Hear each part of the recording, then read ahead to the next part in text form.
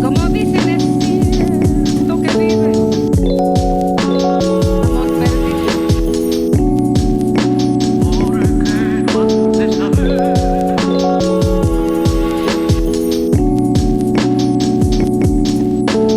Alors vous avez peut-être reconnu, chers amis, qu'en fait nous étions ce matin réunis pour une cérémonie très particulière puisqu'il s'agit de la réinauguration d'une œuvre d'art qui a été inaugurée en mai 1960. Alors en mai 1960, et si vous voulez tout savoir, vous irez sur le site de l'INA, tapez statue inaugurée Montmartre et vous allez voir une manifestation extraordinaire. Conduite par le garde champêtre Anatole, une fanfare vient s'installer devant le grenier. Anatole vient s'installer devant le grenier, c'était le nom à l'époque du SONIS. À l'époque, la commune libre du Vieux-Montmartre est présidée par Pierre Labrique, qui d'ailleurs fut maire pendant 43 ans. Alors Pierre Labrique, je vous le présente très rapidement, c'est l'inventeur de la fameuse fête des vendanges. Il n'a pas inventé les vignes, mais il a inventé la fête. Il est l'inventeur de la course de côte au ralenti de la rue Le Pic. C'est également l'inventeur de la commune libre des chiens de Montmartre. Alors, il avait également inventé le critérium du chien le plus laid. Ah bon, avec un succès qui a été assez contesté, le concours du gosse le plus laid. Je crois que ça n'avait pas eu lieu finalement, il y a eu une discussion intense entre les deux communes libres de l'époque. Mais sachez qu'en 1952, Pierre Labrique a créé le syndicat d'initiative de Montmartre. Et en 1957, un service public aujourd'hui disparu, le bureau de poste qui était place du Tertre. Alors il y a un deuxième personnage très important qui est présent sur ce film, c'est Fred Bretonnière. Alors je salue Gérard, son fils, qui est galériste un tout petit peu plus loin. Fred Bretonnière, il était peintre, amateur. Il était marin, autodidacte, comme disait Roussard, et c'était l'animateur du bistrot, cabaret, restaurant, Le Grenier. Alors, à son époque, il faut savoir que Fred Bretonnière était surnommé l'amiral de la butte. Déjà.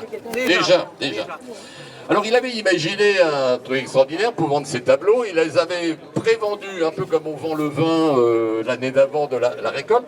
Lui, c'était avant la récolte, il avait prévu d'aller peindre ses tableaux à Tahiti. Et d'ailleurs, un de ses copains journalistes avait pondu un article en François l'appelant le nouveau Gauguin. Alors, il avait vendu tous ses tableaux, et avec l'argent, il a acheté un bateau, et il a dit « je vais à Tahiti ». Bon, il a dit « je vais profiter de la traversée pour apprendre à naviguer ». Et effectivement, ça partait d'un bon sentiment, puisqu'il s'est échoué sur les côtes de Mauritanie. Donc il a terminé en avion, comme tout le monde. Voilà.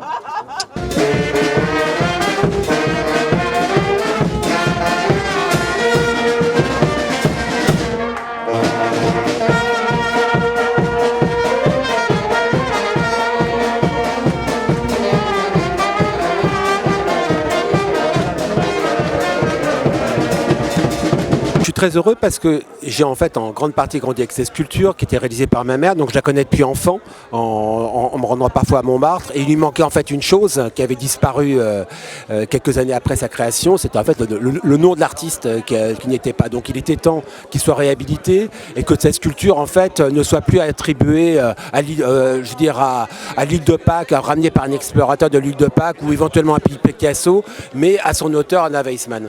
Je suis forcément un petit peu ému parce que c'est un moment, ça c'est quelque chose que ma mère souhaitait depuis les années 1980. Elle est décédée en 1995 et donc il lui manquait, on va dire d'une certaine façon, son titre de propriété, enfin que ce titre soit rétabli, quoi. C'est le fruit effectivement d'un vœu qui avait été présenté en Conseil de Paris par Pierre-Yves Bournazel, Au départ, je ne connaissais absolument pas Anna Weissmann. J'ai découvert finalement cette immense artiste en ouvrant ma porte d'adjointe en charge du patrimoine à Sibylle Blumenfeld, qui défend plus que tout cette grande artiste qui restait, à mon avis, trop longtemps dans l'invisibilité, un peu comme sont les artistes femmes. Et aujourd'hui, il est temps de mettre en lumière ces grandes artistes femmes, surtout celles qui ont ce profil d'Anna Weissmann, qui sont des femmes sans doute rebelles, des femmes puissantes, et qui, on su tailler directement dans la pierre à partir d'un tournevis, d'une tenaille, et qui ont fait des œuvres qui se rapprochent des plus grands maîtres de la sculpture. Et donc il me paraissait évident qu'on puisse faire en sorte qu'Anna Weissmann soit connue. Moi je suis très très fier pour mon père, et je suis également très très fier d'avoir fait passer un message concernant les animaux, car j'ai une très grande sensibilité concernant les animaux, comme mon père avec l'association de défense des chiens corneaux et de leurs maîtres, et de Pierre-Yves Bournazel qui fait beaucoup à l'Assemblée nationale.